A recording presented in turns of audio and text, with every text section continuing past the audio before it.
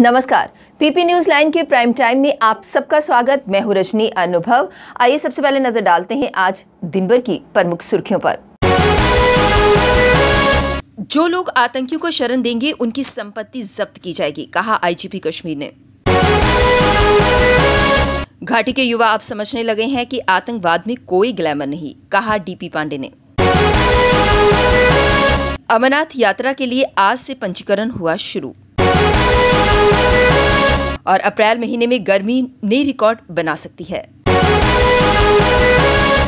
हवाला राशि की लेन देन के मामले में गिरफ्तार कांग्रेस के पूर्व मंत्री रहे बाबू सिंह के मोबाइल फोन की जांच से पता चला है कि वह दुबई और पाकिस्तान में कुछ आईएसआई एजेंटों से लगातार संपर्क में था।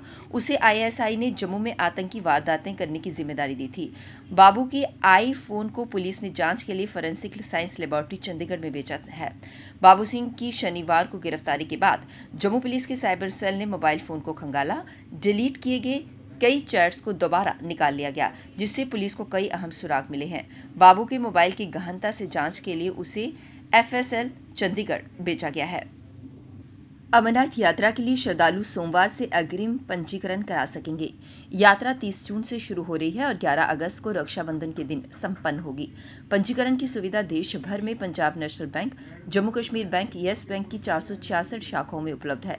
राज्यों के विभिन्न अस्पतालों में स्वास्थ्य प्रमाण पत्र बनाने के प्रबंध किए गए हैं। इसके अलावा बोर्ड ने अपनी वेबसाइट पर अधिकृत डॉक्टरों व अस्पतालों की सूची प्रदर्शित की है। अमरनाथ यात्रा के लिए 13 साल से कम और 75 साल से अधिक आयु के लोगों को यात्रा पर जाने की मनाही है।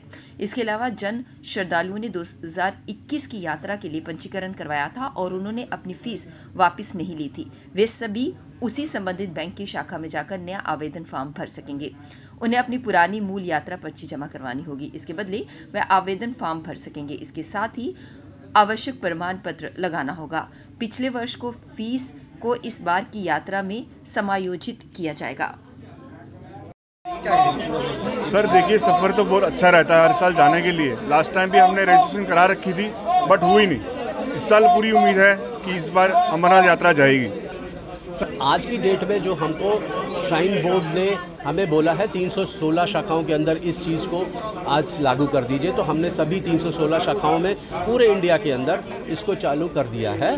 अगर श्राइन बोर्ड ने हमको बताया कि और शाखाओं के अंदर ज़रूरत है करने के लिए, तो हम उसी समय ही इस चीज़ को आगे तक और आगे ले जाएंगे। 11 अप्रैल से लेकर लास्ट देखिए 30 जून के लिए, जैसे 30 जून को यात्रा आरंभ होनी है, तो 11 अप्रैल से लेकर 22 जून तक इसके लिए आप रजिस्टर करने के लिए आ सकते हैं। 1 जुलाई के लिए आप 23 जून तक आ सकते हैं। 8 दिन पहले तक आपको आना है। ऑनलाइन भी शुरू है और ऑफलाइन भी शुरू है, दोनों तरीके। राष्ट्रीय पंचायती दिवस पर जम्मू संभाग के सांबा जिले के पल्ली गांव में 24 अप्रैल को प्रधानमंत्री नरेंद्र मोदी के दौरे को कामयाब बनाने की तैयारियों का जायजा लेने के लिए केंद्र सरकार की उच्चस्तरीय टीम सोमवार दोपहर को जम्मू पहुंच गई। प्रधानमंत्री कार्यालय के राज्य मंत्री डॉक्टर जितेंद्र सिंह के नेतृत्व में पहुंची ये टीम प्रधानमंत्री दौरे से पहले पल्ली पंचायत के 340 गांव में सौर ऊर्जा से रोशन करने व कृषि क्षेत्र में आधुनिक तकनीक से आ रहे बदलाव को लेकर 6404 वर्ग मीटर क्षेत्र में प्रदर्शनी का आयोजन की तैयारियां की जाएंगी। प्रधानमंत्री 24 अप्रैल को जम्मू कश्मीर के हजारों पंचायत प्रतिनिधियों के साथ देश की 700 पंचायतों के प्रतिनिधियों को वर्चुअल माध्यम से संबोधित करने जा रहे हैं। उम्मीद जताई जा रही है कि जम्मू दौरे के दौरान प्रधानमंत्री प्रदेश में औद्योगिक निवेश के साथ साथ विकास के कुछ प्रोजेक्टों का लोकार्पण व नींव पत्थर भी रख सकते हैं।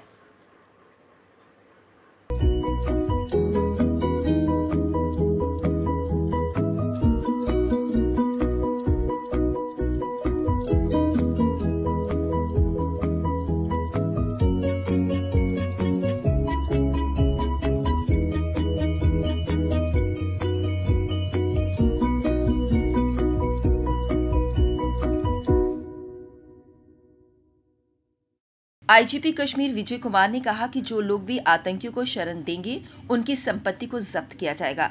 रविवार को सुरक्षा बलों ने श्रीनगर के बिशेम्बर नगर में एक मुठभेड़ के दौरान 2 पाकिस्तानी आतंकियों को मार गिराया। वे दोनों आतंकी जिस घर में छिपे हुए थे उस घर को भी जब्त कर लिया गया। कश्मीर में सक्रिय आतंकियों की संख्या लगातार कम हो रही है। पुलिस, सेना व सीआरपीएफ इस संख्या को और कम कर देगी। सुरक्षा बलों पर हमले का करारा जवाब दिया जा रहा है। बिल्कुल हम लोग प्रॉपर्टी को सीज करेंगे। जहाँ जहाँ इनकाउंटर हो रहा है चाहे हाइडआउट मिला जाएगा, जो पनाह देंगे, हार्बरिंग करेंगे, वो प्रॉपर्टी जब्त होगा। सर, तो कितनी बड़ी सक्सेस आप समझते हैं इसको? ये पुलिस सीआरपीएफ के लिए बहुत बड़ी सक्सेस है और हमको और काम करना है और इसका नंबर टेररिस्ट को और नीचे ले जाना है और काम करते रहेंगे। सुरक्षा बलों की तरफ से कोई घायल हुआ सर? 2 पुलिस के जवान, 1 सीआरपीएफ जवान जख्मी है, दोनों स्टेबल है। अभी एनकाउंटर ओवर है? एनकाउंटर ओवर है। इमरान खान की सरकार गिरने के बाद पाकिस्तान में सियासी उथल-पुथल का दौर अभी भी जारी है। हालांकि शहबाज शरीफ को प्रधानमंत्री चुन लिया गया है, लेकिन सवाल उठ रहे हैं कि क्या नई हुकूमत कश्मीर को लेकर चल रहे खेल को पुराने हुक्मरानों की तरह ही चलाएगी। रक्षा और राजनीतिक विशेषज्ञ मानते हैं कि पाकिस्तान में अस्थिरता के माहौल का लाभ उठाकर आतंकी कश्मीर में नई साजिशें रच सकते हैं। इतिहास गवाह है कि जब पाकिस्तान बिखरने की हालात में आया, उसने कश्मीर का नारा बुलंद कर अपने लोगों को गुमराह किया। ऐसे में वह आतंकवाद को शह देने की अपनी रणनीति में और तेजी ला सकता है। पाक में हर सरकार ने कभी विकास के नाम पर नहीं बल्कि कश्मीर पर सत्ता हासिल की है। फिलहाल कश्मीर को लेकर पाकिस्तान से बातचीत का राग अलापने वाले कश्मीर केंद्रित दलों ने चुप्पी साध ली है। अप्रैल महीने में गर्मी नए रिकॉर्ड बना सकती है। गर्म हवा से जम्मू समेत कई जिलों में जनजीवन प्रभावित होने लगा है। कश्मीर के भी अधिकांश जिलों में दिन का पारा लगातार सामान्य से 5 से 7 डिग्री ऊपर चला गया है। मौसम विज्ञान केंद्र श्रीनगर के अनुसार जम्मू में 11 अप्रैल तक गर्म हवा जारी रहेगी।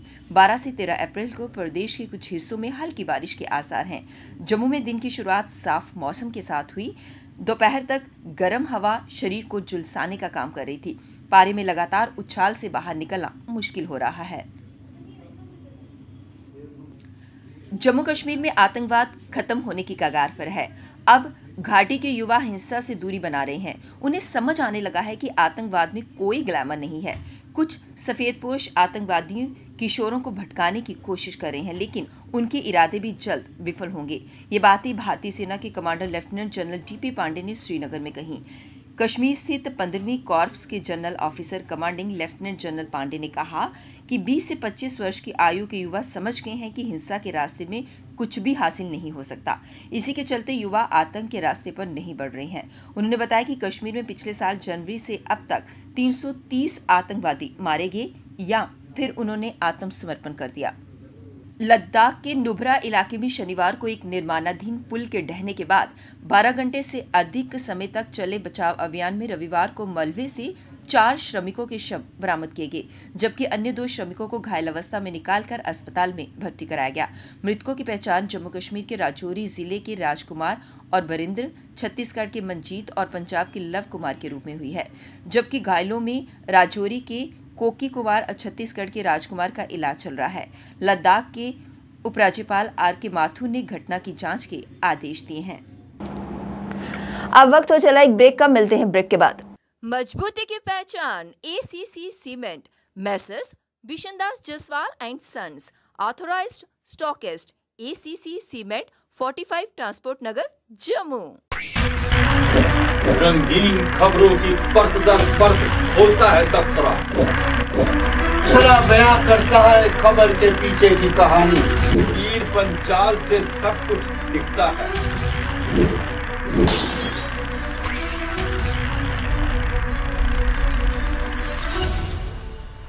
ब्रेक के बाद बढ़ते हैं अगली बड़ी खबर की तरफ।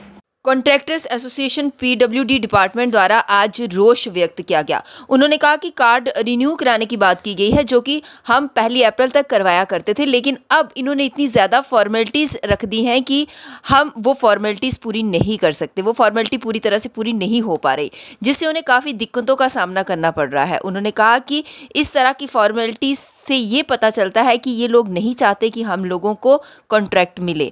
इसी को लेकर उन्होंने प्रदर्शन किया और अपनी बात को रखा। उन्होंने कहा जब तक हमारी मांग पूरी नहीं होगी, हमें पूरी तरह से क्लैरिटी नहीं मिलेगी, हम अपना प्रदर्शन यूं ही जारी रखेंगे।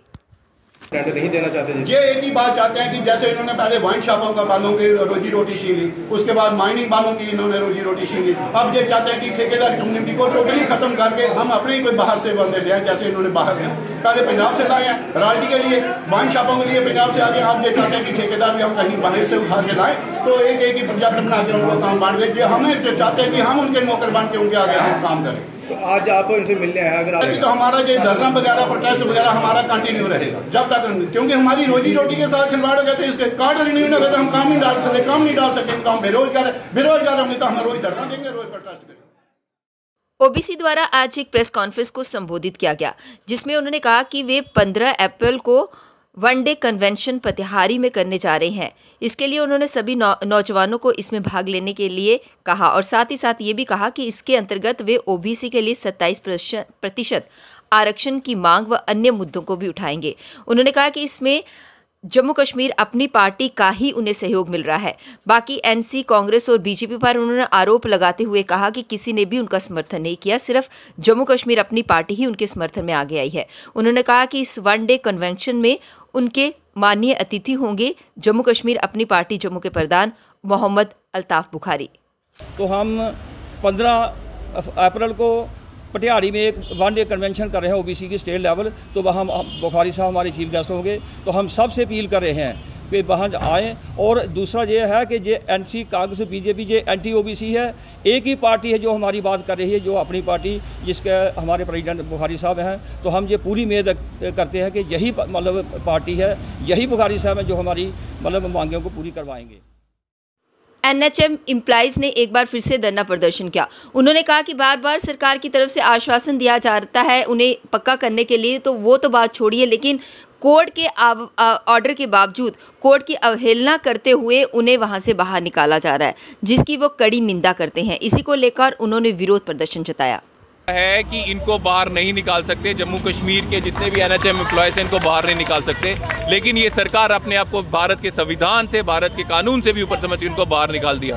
आपके माध्यम से मैं जम्मू के लोगों को ये बोलना चाहता हूँ, ये जेएमसी जम्मू के बाहर आज हम धरना कर रहे हैं, ऊपर वाला ना करे वेव की लहर फिर से अगर चरम सीमा में पहुँच गई, हम लोग या हमारे चाहने वाले करीबी लोगों को अगर कोविड हो गया और इस अस्पताल में इलाज कराने को आएंगे, तो अगर ये लोग अगर यहाँ पे बैठे हुए हैं तो इलाज कौन करेगा? रविंद्र रैना जी मास्क पहन कर आएंगे हमारे लोगों का इलाज करवाने के लिए कि एलजी साहब? ये सिर्फ इनके साथ नहीं खेल रहे, ये बीजेपी सरकार। महिला पत्रकार के साथ हुई बदतमीजी को लेकर आम आदमी पार्टी के संभागीय प्रवक्ता ने मीडिया के सामने अपनी बात रखी। उन्होंने कहा कि कल जो वाकया पेश आया उसमें सिर्फ आम आदमी पार्टी की छवि को खराब करने का प्लान था और इसमें उन्होंने सीधे तौर पर भारतीय जनता पार्टी पर इसका आरोप लगाया। इसी को लेकर उन्होंने प्रेस कॉन्फ्रेंस को संबोधित किया। ये भी इसके साथ जोड़ना चाहूँगा, इसमें कोई दो राय नहीं है कि आज जैसी परिस्थितियों में जम्मू कश्मीर का आम आदमी है और जिस तरीके के अनुभव उसके पिछली सरकारों से रहे हैं, ये स्वाभाविक था कि आम आदमी पार्टी जो एकमात्र विकल्प बनकर हमारे इस सियासी मनस्पटल के ऊपर, या मैं कहूँ कि पूरा जो जम्मू कश्मीर का एक ताना बाना है राजनीति का, उसमें उभरी है। और उसके बाद से ही निरंतर ये प्रयास किए जा रहे हैं कि किसी न किसी तरीके से आम आदमी पार्टी की छवि को पीपी न्यूज लाइन के प्राइम टाइम के आज के इस अंक में बस इतना ही। मुझे और मेरी पूरी टीम को दीजिए इजाजत और आप जुड़े रहिए पीपी न्यूज लाइन के साथ। नमस्कार। जम्मू में आई टेस्टिंग की साइंटिफिक और मॉडर्न टेक्नोलॉजी के लिए हमेशा याद रखें जेम ऑप्टिशियंस, जहां पर रखा जाता है आपकी हर जरूरत का ख्याल। Gem opticians with the facility of eye exercise, A scan, biometry, pachymetry और ऑटोमेटेड फील्ड एनालाइजर। और हाँ, हमारे यहाँ बढ़िया क्वालिटी के ब्रांडेड स्पेक्टिकल्स, सनग्लासेस और कॉन्टेक्ट लेंसेज मिलते हैं। आपका भरोसेमंद एक ही नाम, Gem opticians, Gandhinagar. Gem opticians, Nai Basti. Gem opticians, Amphalla. Gem opticians, Trikuta नगर।